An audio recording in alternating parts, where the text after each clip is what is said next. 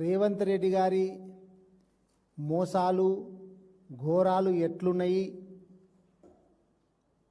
ఎంత పెద్దగా ఉన్నాయి అంటే చెప్తే రామాయణం అంట, వింటే మహాభారతం అంతున్నాయి. ఎక్కడ మొదలుపెట్టినా ఎక్కడ ఎండ్ చేసినా మొదలు పెట్టుడే ఉంటుంది, కానీ అంతం అనేది ఉండదు. రేవంత్ రెడ్డి గారు చేసేటటువంటి మోసాలు ఘోరాలకు ఇందాక తను చాలా వివరంగా చెప్పిండ్రు.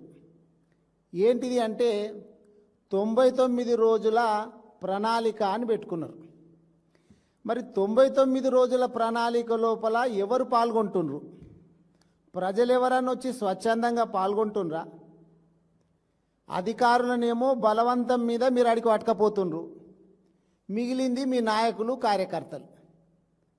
ఇప్పుడు ఇందాక పొంగులేటి గారు ఇది విషయం చెప్పిండ్రు కదా, పాపం అక్కడ కూడా ఏం జరిగినట్టుంది అంటే ఒక కాంగ్రెస్ కార్యకర్తకు ఇల్లు ఇచ్చిండ్రు, ఆమె మంచిగున్నా కానీ ఇల్లు ఇచ్చిండ్రు, పేదామె కాదు ఇచ్చిండ్రు. ఆడికొచ్చి మిమ్మల్ని ఏదో చెప్పమని చెప్పి తయారు చేసి తీసుకొచ్చిండ్రు. ఆమె మర్చిపోయి ధన్యవాదాలు చెప్పిపోతుంటే అనవసరంగా ఏం చేసిందనేది రేవంత్ రెడ్డి గారు తప్పు చేస్తే ఈజీగా దొరుకుతాడు చూడు. వాళ్ళ కార్యవర్గం కూడా వాళ్ళ మంత్రులకు కూడా గట్టిగా ఉంది, ఆయననే దొరికిపోతుండ అన్నట్టు. ఎటువంటి వాళ్లకు ఇందిరమ్మ ఇండ్లు ఇచ్చిండ్రు అనడానికి ఈ ప్రణాళిక లోపల మీరు ఏం చెప్పేది ఉండే? ఈ 99 రోజుల ప్రోగ్రాం లోపల అంటే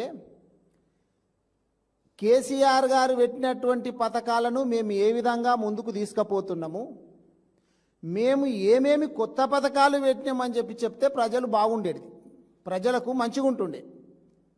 మీరు కేసీఆర్ గారు పెట్టినటువంటి పథకాలను కొనసాగించనికే చేతనైతే లేదు, కొత్త పథకాలు ఏడికెళ్ళి పెడతారు మీరు? ఇంకా మచ్చుకు ఒక ఉదాహరణ చెప్తా.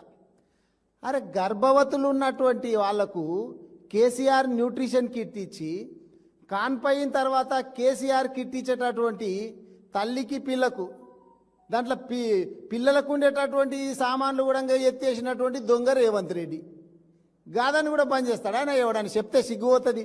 పిల్లలకి ఇచ్చేటటువంటి కిట్లు గౌటికి ఎంత ధర అవుతుంది, ఎంత కాస్ట్ అవుతుంది? గాదాన్ని కూడా ఎందుకంటే ఆ కిట్టుని ఇట్లా కొనసాగిస్తే కేసీఆర్ గారి పేరు వస్తుంది. నువ్వు కావాలనుకుంటే కేసీఆర్ అనేటటువంటి పేరు తీసి ఏ రేవంత్ రెడ్డి పెట్టుకో, అదే కిట్టుకు కావాలంటే 4 సామాన్లు ఎక్కువ పెట్టు దాంట్లో, లేకపోతే ఏ రాహుల్ కిట్ అని పెట్టు, ప్రియాంక కిట్ అని పెట్టు, లేకపోతే సోనియమ్మ కిట్ అని పెట్టు. నేను ఎవడొద్దు అంటున్నాడు, కిట్ ఇస్తే మంచిగుండు కదా. చర్చ గిరి జరగాల. గాదాన్ని పక్కన పెట్టి ఇప్పుడు హోంశాఖ నీ దగ్గరనే ఉంది, విద్యాశాఖ నీ దగ్గరనే ఉంది, మున్సిపల్ శాఖ నీ దగ్గరనే ఉంది. మా వికారాబాద్ సంగతే చెప్తా. దోమలకు మందు కొట్టేటటువంటి దిక్కు లేదు. పల్లె ప్రగతి పట్టణ ప్రగతి కేసీఆర్ గారు ఉండంగా మంచిగా నిధులిచ్చి విధులు చెప్పి పని చేపిస్తుంటే కేసీఆర్ గారు నీకు ఒక్క పైసా నిధులు ఇయ్యవు, విధులు ఏం చేయాలనో అధికారులకు తెలియదు, నీకు తెలియదు. దాని మీద నీవెప్పుడు సమీక్ష జరిపినటువంటి పాపాన కూడా పోవు.